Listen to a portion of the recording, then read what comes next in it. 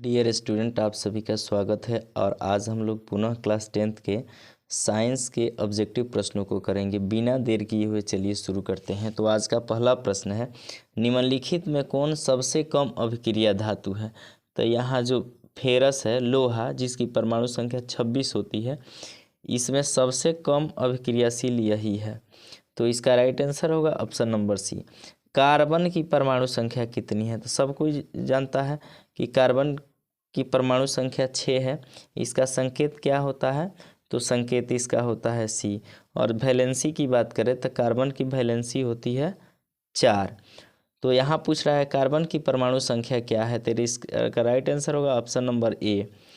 असंतृप्त hydrocarbon, जिनमें carbon carbon परमाणुओं के बीच त्रिआबंध होते हैं, वे कहलाते हैं। तो जिनके बीच त्रिआबंध होते हैं, ट्रिपल बॉन्ड होते हैं, उसको बोला जाता है एल्काइन। क्या बोला जाता है? एल्काइन। एथेनॉल के क्रियाशील मूलक का सूत्र है, तो इसका होता है OH। अल्कोहल क्या होता है? OH। नेक्स्ट है, वैद्युत प्रतिरोधकता का SI मात्रक है, तो इसका आंसर हो जाएगा ओम। क्या होगा? ओम। निम्नलिखित में कौन विद्युत का सबसे अच्छा चालक है? तो देखिए, चांदी जो है, सिल्वर, जिसका संकेत Ag होता है, यह विद्युत का सबसे अच्छा चालक होता है। विद्युत धारा के चुंबकीय प्रभाव का खोज किसने किया था? ये ओस्टेड नाम के वैज्ञानिक ने किया था। किसने किया था? ओस्टेड। तो इसका राइट आंसर होगा ऑप्शन नंबर बी। विद्युत मोटर परिवर्तित करता है, तो विद्युत मोटर जो है यांत्रिक ऊर्जा को रासायनिक ऊर्जा में परिवर्तित करता है। किसे? विद्युत ऊर्जा को रासायनिक ऊर्जा में। नेक्स्ट क्वेश्चन है, जब पश्चिम की ओर प्रक्षेपित कोई धनावेशित कण चुंबकीय क्षेत्र द्वारा उत्तर की ओर विक्षेपित हो जाता है, तो चुंबकीय क्षेत्र की दिशा होती है, तो इसकी दिशा होगी ऊपर की ओर। तो राइट आंसर होगा ऑप्शन नंबर डी। नेक्स्ट है, हमारे घरों में जो विद्युत आपूर्ति की जाती है वह है। तो हमारे घरों में जो विद्युत आपूर्ति की जाती है वह प्रत्यावर्ती धारा होती है। उसका जो वोल्टेज होता है 220 वोल्ट होता है। तो इसका राइट आंसर होगा ऑप्शन नंबर सी। गर्म जल प्राप्त करने के लिए हम सौर जल तापक का उपयोग किस दिन में नहीं कर सकते? तो देखिए, बादलों वाले दिन में हम नहीं कर सकते, क्योंकि बादल वाले दिन में तो धूप होगा नहीं, और सौर वाला काम करता है धूप के दिनों में ही। तो इसका राइट आंसर होगा ऑप्शन नंबर बी, बादलों वाले दिन में। निम्न में कौन सा ऊर्जा स्रोत और ऊर्जा से व्युत्पन्न नहीं है? तो ये हो जाएगा, इसका राइट आंसर होगा ऑप्शन नंबर ए, भूतापीय ऊर्जा। दर्पण के सामने आप किसी भी दूरी पर स्थित वस्तु का प्रतिबिंब सीधा प्रतीत होता है, तो वह दर्पण है। तो देखिए, सीधा प्रतिबिंब बनता है आपको उत्तल दर्पण में और समतल दर्पण में, दोनों में सीधा प्रतिबिंब बनता है। तो इसका राइट आंसर होगा ऑप्शन नंबर डी, समतल अथवा उत्तल। किसी कार का अग्रदीप में प्रयुक्त दर्पण निम्नलिखित में से कौन होता है? तो देखिए, यहाँ कह रहा है अग्रदीप, हेडलाइट में। तो हेडलाइट में जिस दर्पण का प्रयोग किया जाता है वह है अवतल दर्पण। किस दर्पण? अवतल दर्पण। वही कहेगा साइड मिरर के पश्च दृश्य दर्पण के रूप में, तो उसका प्रयोग किया जाता है उत्तल दर्पण का। तो यहाँ पूछ रहा है अग्रदीप, तो अग्रदीप में किया जाता है अवतल दर्पण का। राइट आंसर होगा ऑप्शन नंबर ए। निम्नलिखित में से किसका अपवर्तनांक सबसे अधिक होता है? तो देखिए, हीरा का अपवर्तनांक सबसे अधिक होता है, 2.42 होता है। तो इसका राइट आंसर होगा ऑप्शन नंबर डी। निम्नलिखित में से किस लेंस को अभिसारी लेंस कहा जाता है?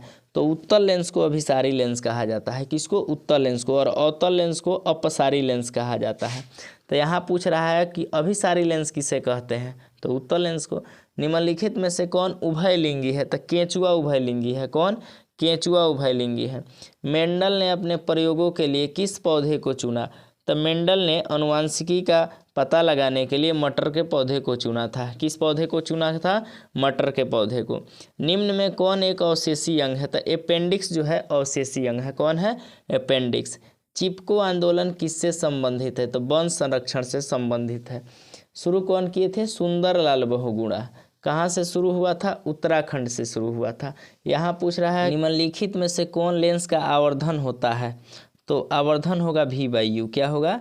V/U। प्रतिबिंब का आकार और वस्तु के आकार के अनुपात को आवर्धन कहते हैं। आवर्धन को कैसे सूचित किया जाता है? M से सूचित किया जाता है। इसका राइट आंसर होगा ऑप्शन नंबर डी। निम्नलिखित में से कौन नेत्र का रंगीन भाग होता है? तो जो परितारिका होता है वही नेत्र का रंगीन भाग होता है। वायुमंडल में प्रकाश के किस वर्ण का प्रकीर्णन अधिक होता है? यहाँ प्रकीर्णन कर रहा है, तो प्रकीर्णन सबसे ज़्यादा होगा ये नीले रंग का। किसका होगा? नीले रंग का। इसमें हो जाएगा। हर तरंगदैर्घ्य कहता तो सबसे अधिक तरंगदैर्घ्य होता है लाल रंग का, यहाँ कह रहा है प्रकीर्णन, तो प्रकीर्णन इसमें हो जाएगा नीला का। प्रकाश की किस घटना के कारण सूर्य हमें वास्तविक सूर्योदय से लगभग 2 मिनट पूर्व दिखाई देता है, तो ये होता है वायुमंडलीय अपवर्तन के कारण। किसके कारण? वायुमंडलीय अपवर्तन के कारण। आधुनिक आवर्त नियम के अनुसार तत्वों के गुणधर्म निम्नलिखित में से किसके आवर्त फलन होते हैं? तो हम लोग जानते हैं आधुनिक आवर्त सारणी का नियम जो दिया था हेनरी मोसले ने दिया था। उन्होंने बताया कि तत्वों के भौतिक और रासायनिक गुण उनके परमाणु संख्या के आवर्त फलन होते हैं। तो यहाँ आधुनिक आवर्त जो है परमाणु संख्या के गुणधर्म के आवर्त फलन होते हैं, तो इसका राइट आंसर होगा ऑप्शन नंबर बी। आधुनिक आवर्त सारणी की क्षैतिज कतारें निम्नलिखित में से क्या कहलाती है? तो आधुनिक आवर्त सारणी में 2 तरह की कतारें होती है, एक क्षैतिज कतार होती है, एक ऊर्ध्वाधर। तो जो ऊर्ध्वाधर कतारें होती है उसको वर्ग या समूह कहते हैं, और जो क्षैतिज कतार होती है उसको आवर्त बोला जाता है। क्या बोला जाता है? आवर्त। आवर्तों की संख्या आधुनिक आवर्त सारणी में आवर्तों की संख्या कितनी होती है? 7 होती है, और वर्गों की संख्या 18 होती है। यहाँ पूछ रहा है आधुनिक आवर्त सारणी की क्षैतिज आवर्त क्या कहलाती है? तो आवर्त कहलाती है। लोहे के फ्राइंग पैन को जंग से बचाने के लिए निम्न में से कौन सी विधि उपयुक्त है? तो ये उपयुक्त है राइट ऑप्शन नंबर सी, जिंक की परत चढ़ाकर। कैसे? जिंक की परत चढ़ाकर। निम्नलिखित में से किस धातु को चाकू से आसानी से काटा जा सकता है? तो सोडियम मुलायम धातु है, इसलिए इसे चाकू से काटा जा सकता है। तो किस धातु को चाकू से काटा जा सकता है? सोडियम को। किसे? सोडियम को। सोडियम की परमाणु संख्या कितनी होती है?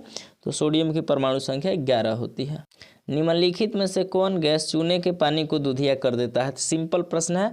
कार्बन डाइऑक्साइड सबको जानता है, CO2 चूने के पानी को दूधिया कर देता है, ऑप्शन नंबर सी। टार्टरिक अम्ल निम्नलिखित में से किस में पाया जाता है? टार्टरिक अम्ल पाया जाता है इमली में। किस में पाया जाता है? इमली में। जिप्सम का रासायनिक सूत्र है, तो जिप्सम का रासायनिक सूत्र होता है calcium sulphate CaSO4 × 2H2O। Zinc तथा सल्फ्यूरिक अम्ल के बीच अभिक्रिया से निम्नलिखित में कौन सी गैस निकलती है? तो ये निकलती है हाइड्रोजन गैस। कौन? Hydrogen gas. आयोडीन की कमी से कौन सा रोग होता है? सबको पता है आयोडीन की कमी से घेंघा रोग होता है। कौन सा रोग होता है? घेंघा रोग। निम्न में कौन पिट्यूटरी ग्रंथि से निकलने वाला हार्मोन है? तो ये है वृद्धि हार्मोन। कौन हार्मोन? वृद्धि हार्मोन। अमीबा में अलैंगिक जनन किस विधि द्वारा होता है? तो ये होता है विखंडन द्वारा। किस विधि से? विखंडन विधि से।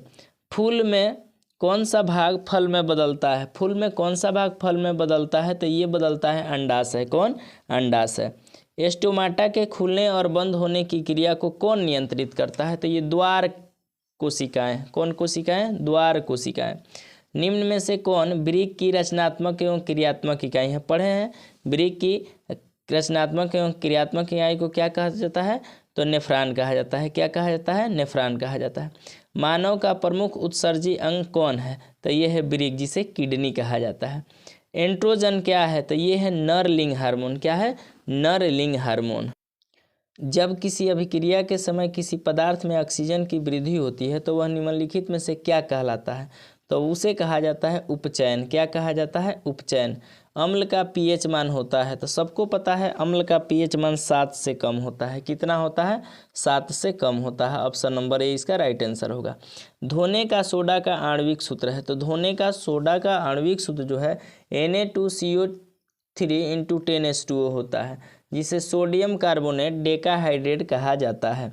मधुमक्खी का डंक एक अम्ल छोड़ता है जिसके कारण दर्द एवं जलन का अनुभव होता है, यह अम्ल है। तो यह अम्ल होता है मेथेनॉइल अम्ल। कौन? मेथेनॉइल अम्ल। अमीबा अपना भोजन कैसे पकड़ता है? तो कुटपाद द्वारा पकड़ता है।